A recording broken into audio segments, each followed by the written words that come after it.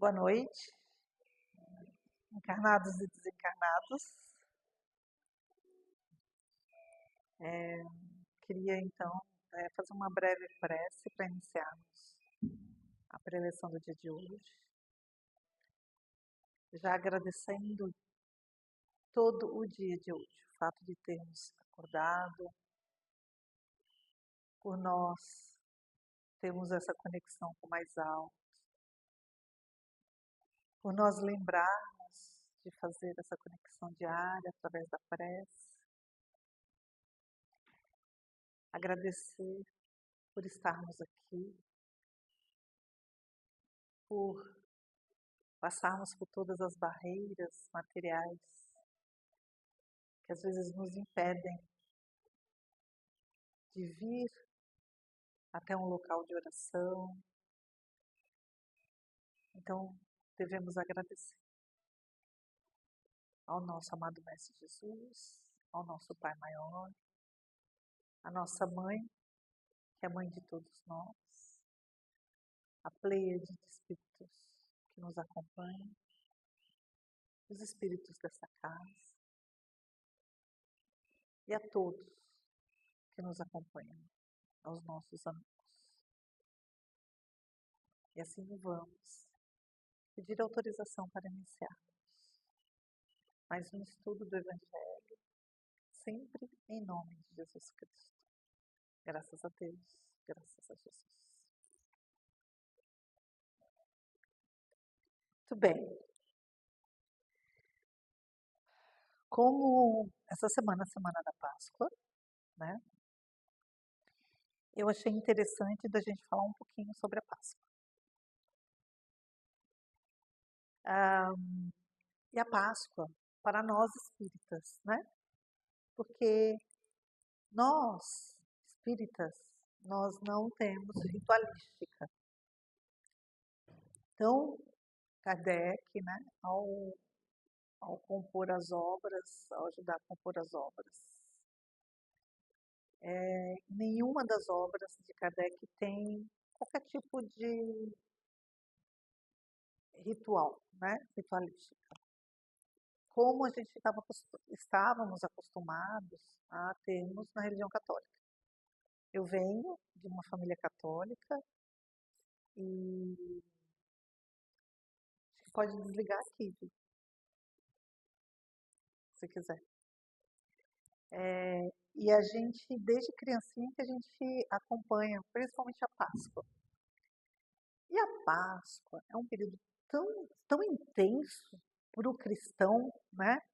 Ele é muito intenso, que ele é cheio de simbologias. Jesus, quando ficou aqui, os 3 anos que ele ficou convivendo com os apóstolos, que ele deixou os ensinamentos dele, toda passagem tinha uma simbologia. Tudo que ele falava tinha um porquê. Jesus não fazia nada do nada. Sempre tinha um porquê, né? E a Páscoa, essa importância da Páscoa para o cristão, para o católico, principalmente. E aí a gente vai conversar um pouquinho, eu acho que é importante a gente trazer o histórico, porque tem algumas pessoas que ou não lembram, às vezes não sabem corretamente. Então vamos lá. Páscoa, ela vem da palavra Pessá, né? Hebraica. A gente não fala judia porque na época que ocorreu a primeira Pessá, não existia ainda o judaísmo, né? Eram hebreus. Então, Pessá, diferentemente do que algumas pessoas falam, não é passagem. Ela é passar sobre. Alguns falam pular, mas o Severino Celestino, que é um especialista em Bíblia, especialista em Jesus, especialista em todo o estudo do Velho e do Novo Testamento, ele diz que não é pular, que é passar para cima, que nem como um avião que não pula. O avião ele passa por cima. Então, por que então chama Pessá, né? Então vamos lá. Todo mundo sabe que Moisés, ele nasceu no Egito. Ele era de família hebraica, né? Não era judia, era hebraico, e ele foi adotado por alguém do palácio. Acho que a irmã do faraó, algo assim, não me recordo direito. E ele foi criado com todas as regalias de um egípcio rico, foi muito bem letrado, estudou, né? E porque ele foi deixado numa cesta lá no Rio Nilo. E ele foi encontrado, todo mundo sabe disso. Bom, enfim, mas só relembrando. E tem toda uma história, né? Os hebreus, eles foram, durante 400 anos, eles foram escravos lá no Egito. Nem sempre foi assim. Esse último faraó, né, ele tinha medo de que eles tomassem o poder, que eles se proliferavam e eles tinham uma religião própria, eles eram monoteístas. Então, ele acabou induzindo à escravidão, a serem servos. E para poder eles se liberarem desse jugo pesado da escravidão, os hebreus, os judeus que eram hebreus, eles queriam se libertar, né? E aí todo mundo lembra das pragas do Egito, que seguiu, né? Que a praga teve gafanhoto, teve o rio com vermelho, né? Com sangue, teve as pragas do Egito. E uma delas era que o anjo da morte iria passar pelas casas para recolher os primogênitos de toda a residência. Só que o anjo do Senhor desceu aos hebreus e os avisou que para isso não acontecer na família deles, eles deveriam, durante 3 dias, cuidar de um cordeiro, cuidar como se fosse da família, sabe? Ele ficar dentro de casa, dar comidinha para ele, num tamanho que pudesse, depois ele tinha que ser sacrificado, depois no 4º dia. E assim foi. E aí eles tinham que pegar o sangue desse cordeiro e salpicar, né, jogar no umbral da porta. Todo mundo sabe que o umbral da porta é essa parte alta, né? Nos umbrais da porta, para que o anjo pulasse ou passasse por cima daquela casa. Que era esse sinal, era o aviso de que ali tinha seguidores de Deus, né? E aí isso foi feito. Só que no dia seguinte, Moisés chamou todos para poder fazerem a caminhada para a terra prometida. E aí todo mundo meio que saiu correndo, pegou o que podia pegar, né, porque a caminhada era muito árdua, e foram. E nisso ficou, e aí foi quando eles fizeram a real passagem e a libertação, né, a libertação deste povo que viveu escravo durante tanto tempo. E a busca por sua terra prometida, sua terra santa, o encontro com a terra santa. E nisso eles andaram durante muito tempo pelo deserto, com muita dificuldade, muita gente morreu, com muito sofrimento. Deixaram para trás tudo que eles conheciam, porque alguns, você vê, 400 anos, tinham muitos que já eram nascidos lá no Egito, na época, né? E isso é uma lição até de desapego, na verdade. É tanto que, na época de Jesus, eles tinham a festa, que era uma festa da Páscoa, né? Que chamava Seder de Pessah, que era um ritual para um jantar de Páscoa. E tinha todo uma ritualística para isso. Então, por exemplo, antes da Páscoa, os judeus tinham que fazer uma limpeza completa da casa para remover o que eles chamavam de chametes, que eram todos os alimentos fermentados, como pão, bolos, massas, não podia ter nada fermentado. Por quê? Depois eu já explico. Porque isso simboliza a remoção do orgulho e do ego associados ao fermento. O fermento é aquilo que infla, né? Para purificar o espírito. E eu me lembro quando eu era criança que tinha essas histórias, algumas casas que não podia nem varrer, né? Que era exatamente para poder você se manter tranquilo, calmo. Então, a gente, do catolicismo, a gente acabou emprestando do judaísmo muitas das ritualísticas.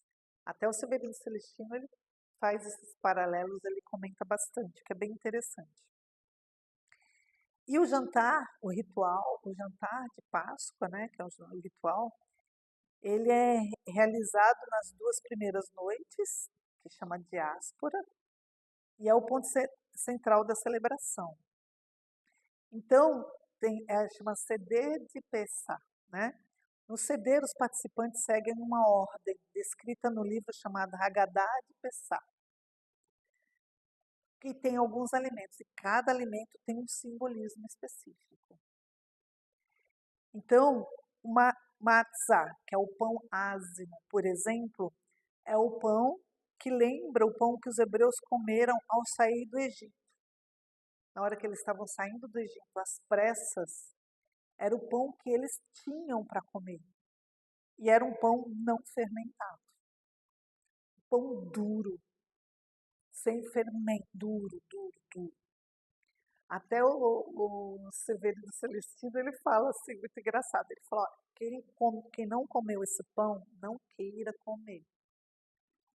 Porque se tem um paralelo disso, porque ele já passou a Páscoa lá em Jerusalém. Ele falou, se tem um paralelo disso, é um azulejo passado na frigideira. Ele falou, não tem gosto de nada.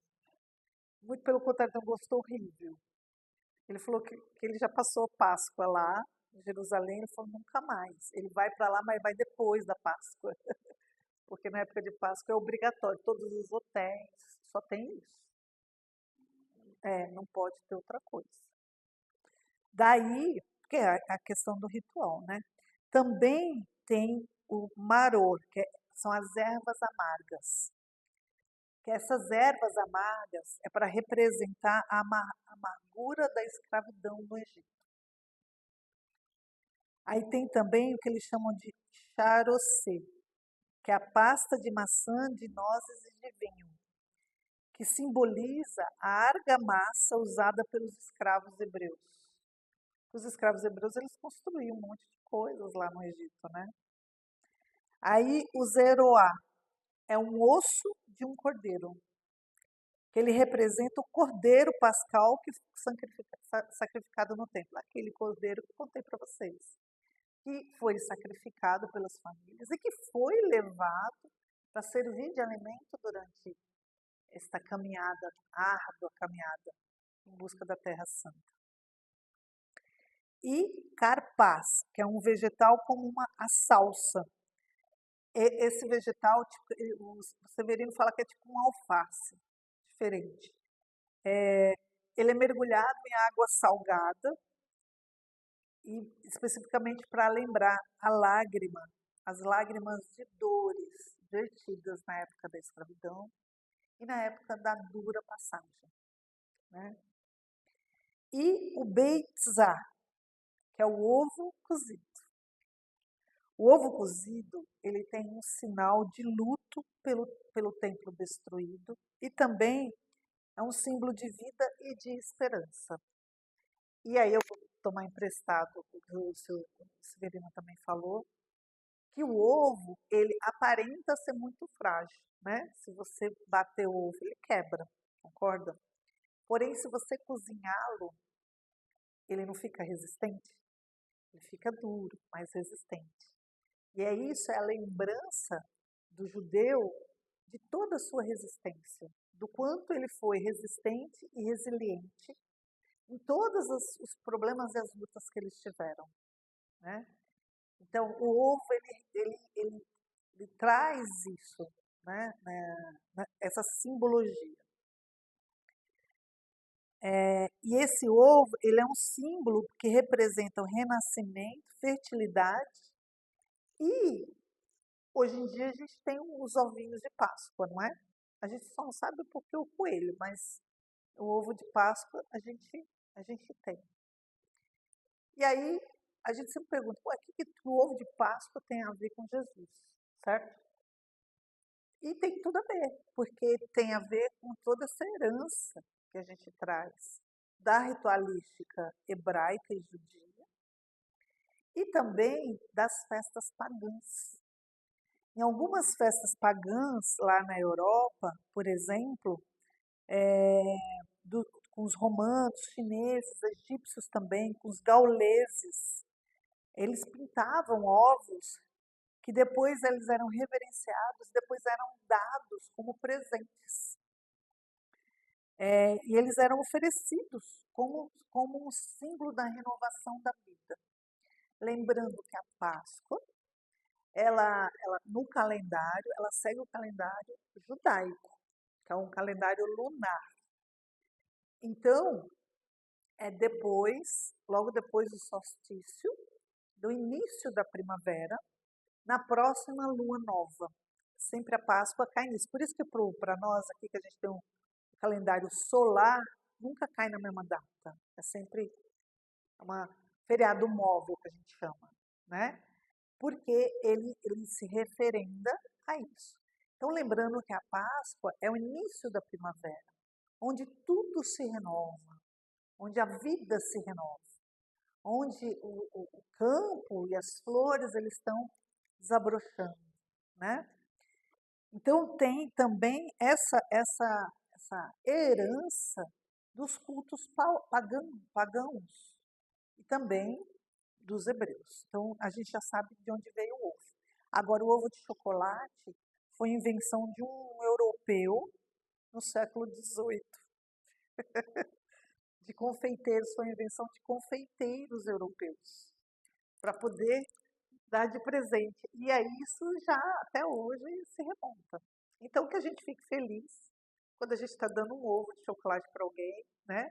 Porque isso simboliza, e a vida é cheia de simbolismos, simboliza a renovação, simboliza tudo o que é de novo, né? O que é de sagrado também. E para o cristão também, né? Que é o símbolo da Páscoa, que representa renascer, o renascer de Jesus. E aí, a gente tem uma série de rituais dos hebreus, que não precisa a gente entrar nesse detalhe, eu só quis dizer um pouco das comidas, que eu acho que tem um porquê e é uma coisa interessante. Eu descobri, a minha irmã fez aquele estudo genético, né? E eu descobri que a minha família, a gente tem 8% de judeus. A minha história, a minha árvore. Aí, outro dia eu estava pensando, eu falei, Jesus, nós somos pedaços do mundo, né? Porque tem 8% de judeu, 11% de africano, 64% de europeu, 7% de amazonense, do Amazonas, e né, tem toda essa mistura. E aí eu estava pensando, eu falei, eu jamais poderia ir contra os judeus, porque isso faz parte das minhas células. Eles fazem parte de mim, assim como eu faço parte deles, como povo. Em algum momento, algum antepassado meu foi judeu. Então, o quanto a gente, como uma humanidade, a gente está misturado, né? Isso é bem interessante. Eu acho que todo mundo tinha que fazer o Genera, que aí a gente jamais poderia usar de preconceito contra algo que a minha família e eu carrego essa carga genética, né? É interessante. Então tem índio, tem negro, tem asiático, tem judeus, a gente tem meio que tudo, né? Misturado, que é legal. E aí o sentido espiritual para o judaísmo é a libertação do Egito, que é vista como um símbolo da libertação interior, de você se libertar daquilo que te amarra por dentro. A questão da memória coletiva, que cada judeu é convidado a se ver como se ele próprio tivesse saído do Egito. Ele se colocar como parte dessa história, dele entender o quanto o povo e seus ancestrais sofreram para que ele estivesse num lugar mais aprazível, um lugar onde tivesse mais respeito, um lugar meu mesmo, né? Então, para a gente honrar os nossos ancestrais nesse formato. Interessante, né? E para educar as novas gerações, para transmitir a fé, a história, os valores do povo judeu, né? De tudo que esse povo passou, para não esquecer. E já no cristianismo, a gente, no Novo Testamento, né? A Páscoa ele ganha um significado com a paixão, morte e a ressurreição de Jesus Cristo. Então ele inicia, né? A gente tem o Domingo de Ramos, que até segundo Severino Celestino não foi nesse período, foi 9 meses antes, mas está tudo bem. É uma licença poética que a gente tem. Depois eu explico direitinho, porque ele falou muito propriamente, que eu fui beber da fonte, né, de quem realmente conhece. E aí nós temos toda a parte da paixão de Cristo, que é a sexta-feira da paixão, sábado de aleluia, a morte, né, o sábado de aleluia, e no domingo a ressurreição, que é o dia que nós comemoramos a Páscoa. Então, para os católicos cristãos, ainda mais os ortodoxos, né, deve haver missas, jejuns, procissões, né, símbolos como o cordeiro, ovos, foram incorporados por influências culturais, como eu já tinha dito. Isso não é do catolicismo, né? E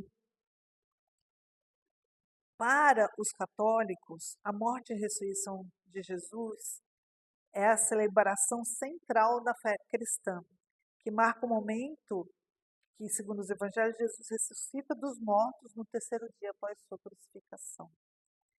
E o símbolo de esperança e vida nova para os cristãos, a ressurreição de Cristo representa a vitória sobre o pecado e sobre a morte, e a promessa da vida eterna para os que creem nele. Um renascimento espiritual, porque é um tempo de conversão, de arrependimento e de renovação da fé. E aí a gente ainda tem outras tradições, como o jejum, né? Durante o período de quaresma, a gente tem tudo isso. Quando era criança, a gente não podia comer o chocolate até o domingo, tinha que ficar a semana inteira sem comer doces. Então, assim, tem toda uma série de tradições, né, de rituais. Agora, para o Espiritismo, o que é para o Espiritismo a Páscoa? Primeiro, que o espírita ele não celebra a Páscoa, né? Não existe uma celebração dentro de um centro espiritual, da doutrina, não existe essa celebração.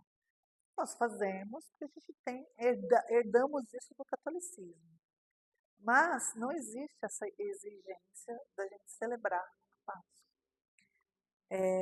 Porque a gente não tem ritualística nenhuma, né? Agora, o significado, né, que tem Jesus, o Espiritismo tem Jesus como modelo e guia, né? E o significado da ressurreição é claramente a sobrevivência do Espírito.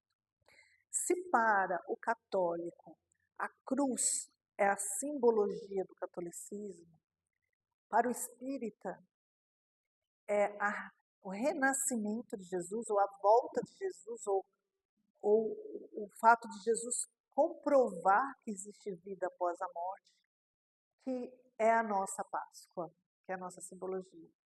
É tanto que o espírita, ele nem gosta muito de Jesus grudado lá na cruz, né, crucificado. Mas eu concordo com a Haroldo Dutra Dias e concordo com a Arthur Valadares também, quando eles dizem que o fato de Jesus estar na cruz tem tanto significado para nós que a gente não pode deixar isso de lado. Primeiro, o grande sofrimento que ele teve ali. Ele abdicou de tudo. Acho que qualquer um de nós, iria sair correndo, concorda? Iria sair correndo. Jesus, com o poder que ele tinha, ele podia muito bem fazer, ó, só, né? Não precisava nem ser, só dar aquela piscadinha, ele resolveu o problema. Mas esse não era o objetivo. Como eu disse, na época Jesus não tinha Instagram, não tinha, né, nenhum tipo de mídia, nenhum tipo de ajuda de marketing para poder propagar a boa nova. Então, como é que ele propagou? A estratégia que ele utilizou.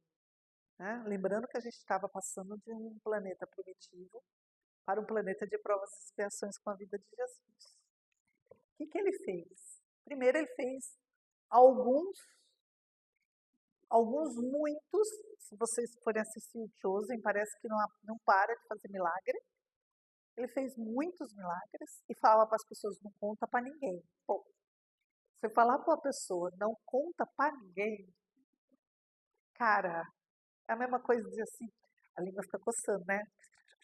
A gente é ser humano, né? Jesus é sabedor de que o ser humano é assim mesmo. Falava assim, olha, a única coisa que eu quero pedir de você é que você não conte para ninguém. A pessoa já virava e já left. Então, por que todo mundo começou a correr atrás dele, atrás de milagres? É porque alguém não contou, né? Alguém não contou. Essa foi a primeira estratégia. Sabedor de como funciona o comportamento humano, ele já começou. Chamar a atenção para ele? Não. Para a obra dele. Para o que ele falava. Para dizer assim, olha gente, tem um cunho de muita importância em tudo que eu falo. Né? Eu não sou um Zé Ninguém, que vem aqui, faz meia dúzia de mágica, de pili-pim-pim, e engana as pessoas. E Jesus era um homem do seu tempo, mas um homem à frente do tempo, é lógico. Né? Eu fico imaginando a paciência que ele não teve quando tinha aquelas perguntas bem básicas. Eu acho que ele respirava profundamente e falava assim, e agora, Deus, me ajuda aí, né? Como que eu respondo isso? Paciência com todos nós. E aí, ele precisava do escândalo. O escândalo, o que é? Um inocente, um absoluto inocente, ser preso, ser maltratado, porque ele foi castigado lá na prisão, muito castigado, com chibatadas, colocaram a coroa de espinho, onde ele, imagine aquilo fincando no cérebro, só de pensar minha cabeça já começa a latejar. Ele foi muito maltratado. Não comeu, não se alimentou, desidratado. Até alguns cientistas falam que por tudo que Jesus passou ali, ele morreu de desidratação. Né? Por tudo de conta de toda essa crueldade que ele sofreu. E isso ele sendo inocente. Ele estava pregando o amor e a paz. Ele foi emulado, a gente chama emular, né, na cruz, do lado de dois bandidos. Olha o significado de tudo isso. E ainda na cruz, ele teve a grandeza de alma de pedir para que todos fossem perdoados. E ainda pensar na mãe, pensar no João, esse é seu filho. Se eu estivesse na cruz, eu ia estar gritando, berrando, ia estar pensando em mãe e filho. Né? Olha a grandeza, olha o ensinamento dele para a gente. E tudo para quê? Preciso provar que este corpo está à mostra. Eu não vou morrer dentro de um quarto, eu vou morrer à mostra, né? Para que todos vejam que eu realmente morri. Para, ao final, eu começar a aparecer. Aí ele apareceu para Paulo de Tarso, ele apareceu para os discípulos, e ele, como ele é um ser muito mais evoluído que nós, ele praticamente, o Tomé pegou nele, conferiu as chagas, mas porque ele tinha dominância sobre o perispírito dele, né? Não é? Não somos nós que a gente não ia conseguir nem se fazer enxergar, porque isso precisa de um grande poder, de um grande conhecimento de controle de moléculas, porque o perispírito, de certa forma, a gente sabe, é matéria. E Jesus o tinha, certamente. Então, a ressurreição de Jesus é entendida para nós como uma grande prova da imortalidade da alma. Onde ele chega, e aí é que nasce o cristianismo, né? Não existia cristianismo antes desse momento. Até então, era todo mundo judeu e que seguia o mestre, né? Depois, o cristianismo nasce aí, na ressurreição de Jesus. E aí que caiu a ficha.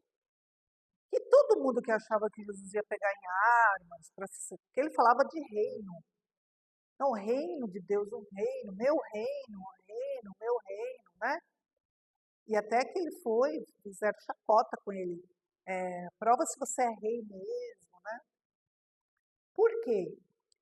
Era o reino de Deus, mas ninguém entendia. As pessoas só conseguiam enxergar a matéria. Não conseguiam enxergar que existia o reino de Deus. No momento em que Jesus retorna para os discípulos e os apóstolos, ele fala assim, gente, esse é o reino de Deus. Falei para vocês que existia? Eu disse vocês, né? Eu disse, eu mato a cosmos, né? Tipo, provei. Está aqui, eu estou aqui. Que a maior prova é do que o reino de Deus é isso. E aí, foi neste momento que esses seguidores, que se esconderam, todo mundo quando Jesus foi preso, porque eles estavam com medo de acontecer a mesma coisa com eles, foi aí que eles entenderam. E aí falaram assim, eu não preciso ter medo. Eu não preciso ter medo da morte, porque a morte não existe. Eu não preciso ter medo do que vão fazer com o meu corpo, porque não é o meu corpo que importa. É a minha alma, meu espírito, né? Que eu vou para o reino de Deus. Então, alguns dizem até que nesse momento foi que os espíritos dos apóstolos foi que acoplou e disse, agora nós vamos começar a trabalhar, né? Porque nesse momento que eles entenderam boa parte de tudo que Jesus falava, e eles não tinham entendido ainda.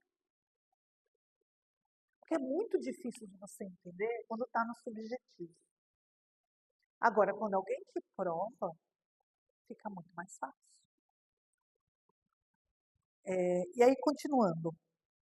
A Páscoa, para o espírita, é um momento de renovação interior, onde fazer o jejum não é o jejum de alimentar, de fora para dentro, e sim um jejum interno. Se a gente tem esse propósito de nos recolhermos no período de Páscoa, aproveitando, né, que todo mundo está fazendo, que a gente faça o jejum de falar mal dos outros, que a gente faça o jejum de reclamar, que a gente reclama se está chovendo, se não está chovendo, se está frio, se está quente, né? A gente reclama se está magro demais, se está gordo demais. Não é verdade? Se a gente fizer só esse jejum, já está bom demais. Lembrando que para o espírita, esses atos, esse jejum, esse trabalho interior, essa reforma íntima, ela não é só no período de Páscoa, nem no período só do Natal. Ela tem que ser feita o tempo todo. Os espíritos superiores conclamam a nós para que a gente seja sempre um homem melhor, um homem e mulher melhor hoje do que foi ontem. Que a gente sempre dê um passo mais na frente, nem que seja um pequenininho. E o conceito também de passagem que tem na Páscoa é um conceito para o espírita que seria uma passagem da ignorância para a luz, do egoísmo para a caridade, da matéria para o espírito, que a gente consiga enxergar isso, né? Sem ter rituais, mas com um propósito. Né?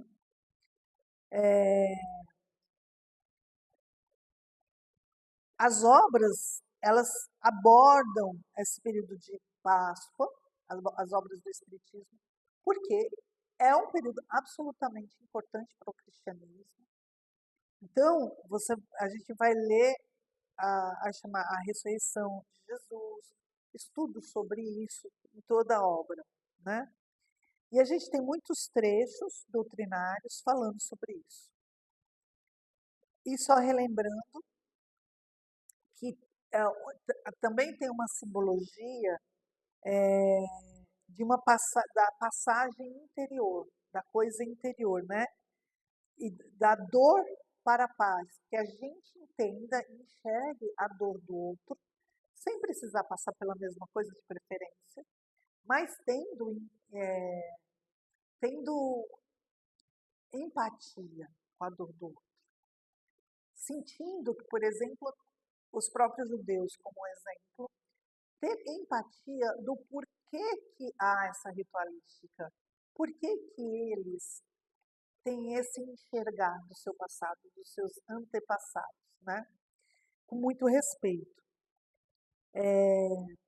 E que a gente possa ressurgir sempre, porque a Páscoa, como não só passagem, né? Porque ela simboliza o êxodo de quando os hebreus eles saíram do Egito. Egito tem uma palavra mix alguma coisa, que significa estreito, restrito, enclausurado, né, em hebraico.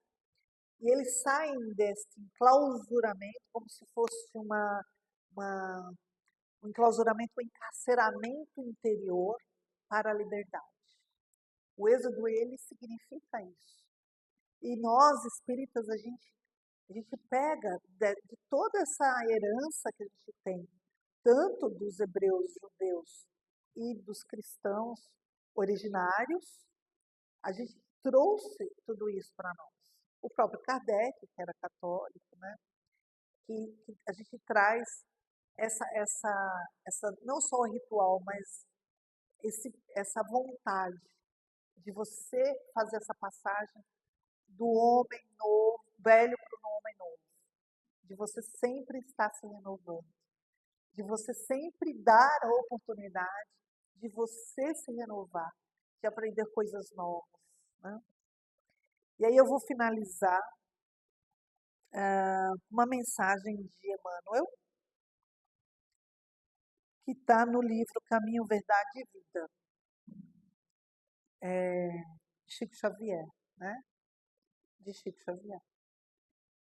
E o título é Alegria Cristã. E fala assim: nas horas que precederam a agonia da cruz, os discípulos não conseguiam disfarçar a dor, o desapontamento. Eles estavam tristes. Como pessoas humanas, não entendiam outras vitórias que não fossem as da terra. Mas Jesus, com vigorosa serenidade, exortava-os. Na verdade, vos digo, que vós chorareis e vos lamentareis. O mundo se alegrará e vós estareis tristes, mas a vossa tristeza se converterá em alegria. Através de séculos, Viu-se no Evangelho um conjunto de notícias dolorosas. Um Salvador abnegado e puro, conduzido ao madeiro destinado aos infames. Discípulos debandados, perseguições sem conta, martírios e lágrimas para todos os seguidores. No entanto, essa pesada bagagem de sofrimentos constitui os alicerces de uma vida superior, repleta de paz e alegria. Essas dores representam o auxílio de Deus à terra estéril dos corações humanos. Chegam como adubo divino aos sentimentos das criaturas terrestres, para que de pântanos desprezados nasçam lírios de esperança. Os inquietos salvadores da política e da ciência, na crosta planetária, receitam repouso e prazer, a fim de que o espírito chore depois, por tempo indeterminado, atirado aos desvãos sombrios da consciência ferida pelas atitudes criminosas. O Cristo, porém, evidenciando suprema sabedoria, ensinou a ordem natural para a aquisição das alegrias eternas, demonstrando que fornecer caprichos satisfeitos, sem advertência e medida, às criaturas do mundo, no presente estado evolutivo, é depor substâncias perigosas em mãos infantis. Por esse motivo, reservou trabalhos e sacrifícios aos companheiros amados, para que se não perdessem na ilusão e chegassem à vida real com valioso patrimônio de estáveis edificações. Eis porque a alegria cristã não consta de prazeres da inconsciência, mas da sublime certeza de que todas as dores são caminhos para júbilos imortais. E que a gente, como cristãos que somos, a gente possa entender cada vez mais qual foi o propósito de Jesus, né? Qual o propósito que Jesus teve ao conviver tão pouco tempo, né, de, de ensinamento como mestre, 3 anos, mas que foi tão intenso para todos nós. É tanto que acho que a gente não lembra de coisa de 20, 30 anos atrás, mas certamente a gente lembra das passagens de Jesus de 2025 anos atrás, 2000 anos atrás, na realidade, em que isso prova o quanto ele é atemporal e ele é importante em nossa vida, cada vez mais. E quanto mais a gente estuda Jesus, mais ele fica mais próximo da gente e parece que ele fica mais claro. É engraçado, né? Porque a gente você lê, estuda, estuda, estuda. E quanto mais você estuda, quanto mais você se aproxima de Jesus, mais fica nítido. É como a gente está chegando próximo de alguém e a gente começa a ver com mais nitidez a pessoa.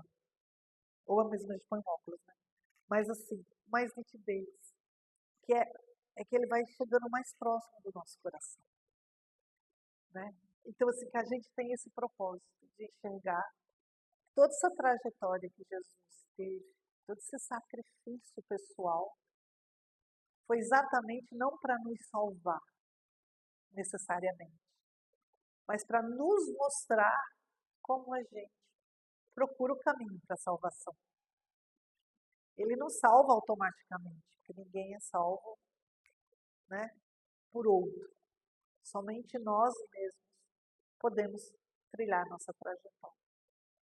E é isso. Obrigada pela presença de todos. Eu já finalizei com a mensagem de Emmanuel. Então, quero agradecer aos corações amigos que estão presentes aqui nesse momento e a todos que porventura possam nos assistir em outro momento.